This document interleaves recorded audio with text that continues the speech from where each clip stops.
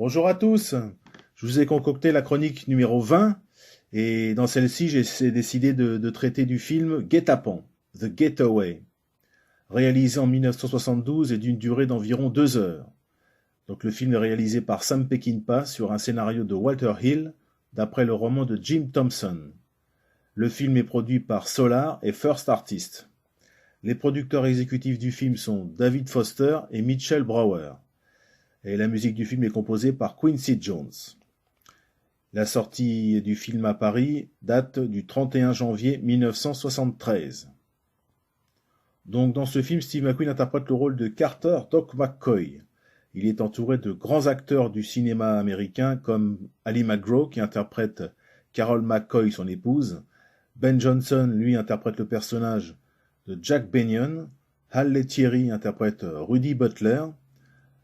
Sally Struthers interprète Frank Clinton. Slim Pickens interprète le vieux cowboy. Bo Hopkins joue le rôle de Frank Jackson. Dub Taylor, lui, est Lockling. Il y a aussi Roy Johnson qui interprète Cully. Donc voilà pour les acteurs principaux. Il y en a d'autres, c'est sûr. Mais je vais m'arrêter sur les personnages principaux du film.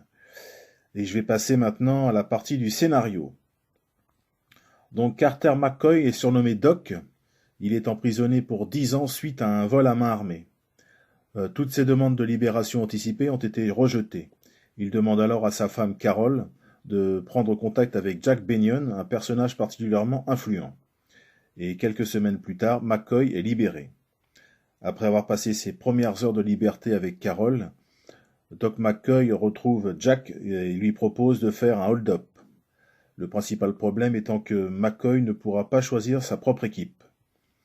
Durant une quinzaine de jours, Doc, secondé par deux truands plus désireux d'agir en force plutôt qu'en finesse, prépare l'attaque d'une banque. Le jour J, les choses tournent mal. En effet, l'un des bandits de la bande tue un gardien avant d'être lui-même abattu par Rudy, son complice. McCoy parvient malgré tout à emporter les 500 000 $ prévus. Doc et Carol partent précipitamment. Ils doivent retrouver Rudy à l'endroit convenu dans leur plan. Mais en fait, c'est un piège. McCoy s'en tire en abattant Rudy, ou plus précisément en croyant l'avoir abattu, car l'homme portait un gilet pare-balles et il n'est en fait que blessé. Le couple part ensuite chez Benyon et là, Doc découvre que sa femme a eu une liaison avec lui pour le faire délivrer. Mais Carol abat Benyon. Pendant ce temps-là, Rudy se fait soigner chez un vétérinaire. Il finira par d'ailleurs emporter le praticien et sa femme, dont il fera sa maîtresse, et le tout sous la menace de son arme. Le frère de Benyon, lui, découvre le cadavre de son frère Jack. Sachant que les fuyards doivent passer dans une petite ville proche de la frontière mexicaine, il envoie ses tueurs à leur trousse. Le couple McCoy décide de prendre le train pour El Paso. Mais à la gare, Carol est victime d'un voleur qui lui dérobe la mallette contenant le butin. Doc le retrouve très difficilement dans un train et récupère les 500 000 $, avec une certaine violence. Un peu plus tard, le voleur volé portera plainte, et son témoignage et celui de deux gamins permettra d'identifier Carter McCoy, et de plus, une liasse de billets prise dans la mallette prouvera qu'il a participé au sanglant hold-up. La police se lance à la recherche donc des McCoy. Ceux-ci se sont arrêtés dans un petit bourg après avoir acheté une voiture. Doc s'aperçoit que son signalement est largement diffusé. Armés d'un fusil à pompe, ils se débarrassent de deux policiers et ils reprennent la fuite, tous les deux. Cette fuite est semée d'embûches et les emmène notamment à se réfugier dans un camion poubelle. Au bout du compte, Carol et Doc aboutissent dans la petite ville prévue. Mais Rudy les y attend ainsi que les tueurs à la solde de Benyon. La fusillade éclate alors. Il n'y aura pas de cadeau, le sang va être déversé. Les McCoy en réchappent et grâce à un cow-boy débonnaire, ils parviennent au Mexique, en fait, ils arrivent au Mexique, laissant un monceau de cadavres derrière eux. Et ils sont libres et riches. Donc voilà pour le résumé du film. Mais c'est vrai que c'est un pur Sam Peckinpah avec des scènes de violence au ralenti, comme il sait les filmer, les sublimer. Le scénario, je trouve que le scénario est parfait. C'est un bon McQueen. Enfin, c'est un film à voir, à revoir, à redécouvrir et à découvrir tout court pour les gens qui ne l'auraient pas vu. Donc je vais passer maintenant à la partie des critiques du film. Vous allez voir, il y a des avis qui sont contradictoires et c'est intéressant à voir, quoi.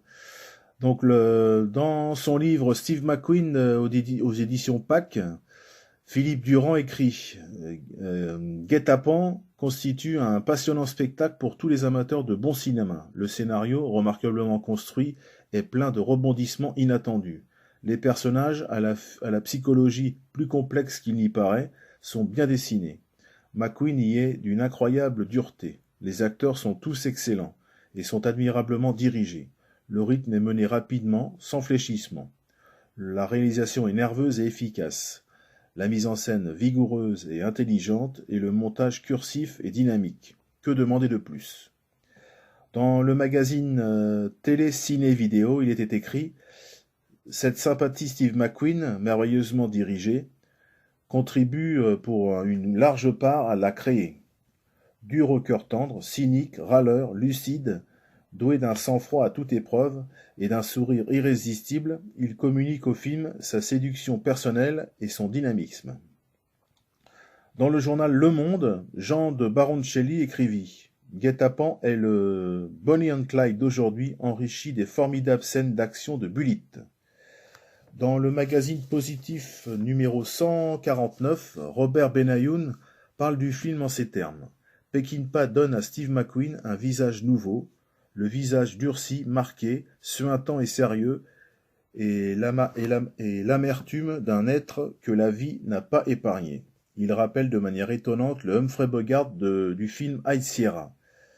Il a le geste lent et calculé, les émotions freinées d'un animal méfiant.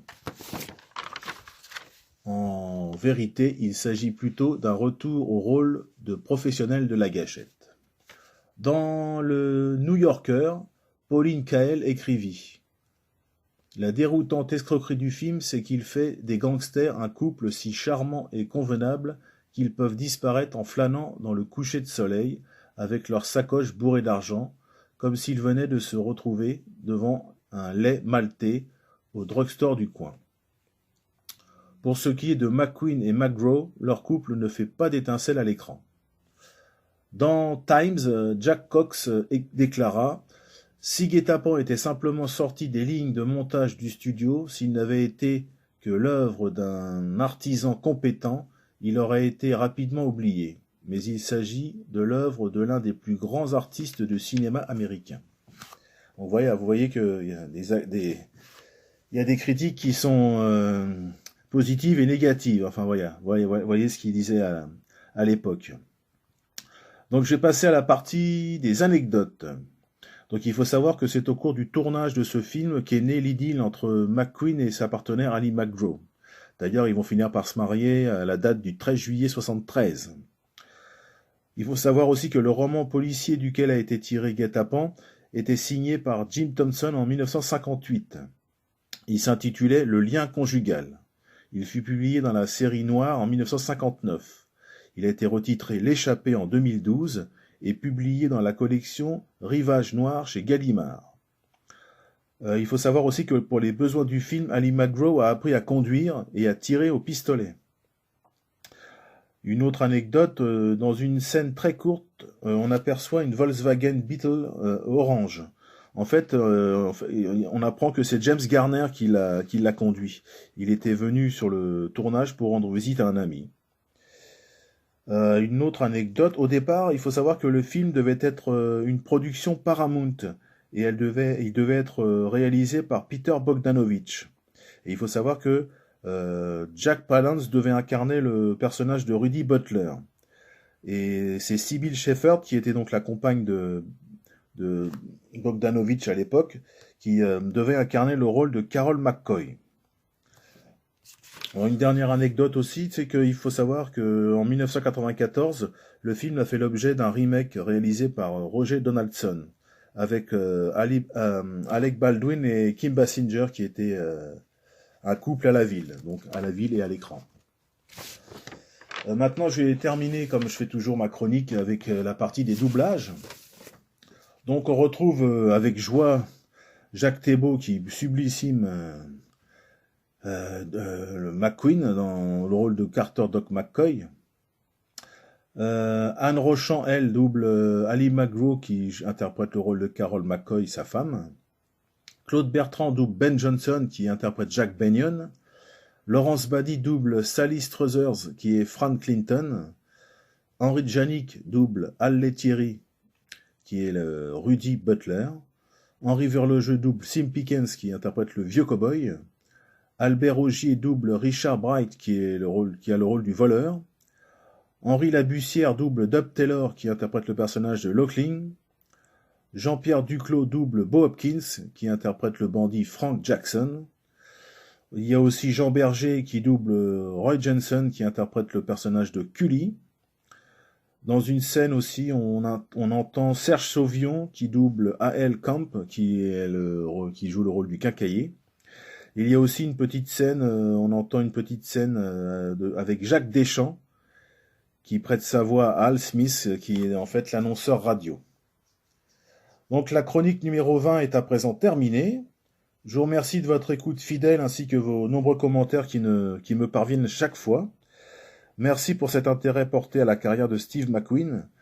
Je vous donne donc rendez-vous très rapidement pour la chronique numéro 21, dont la préparation est déjà en cours. Je vous dis à très bientôt et je vous réitère mes remerciements pour votre écoute.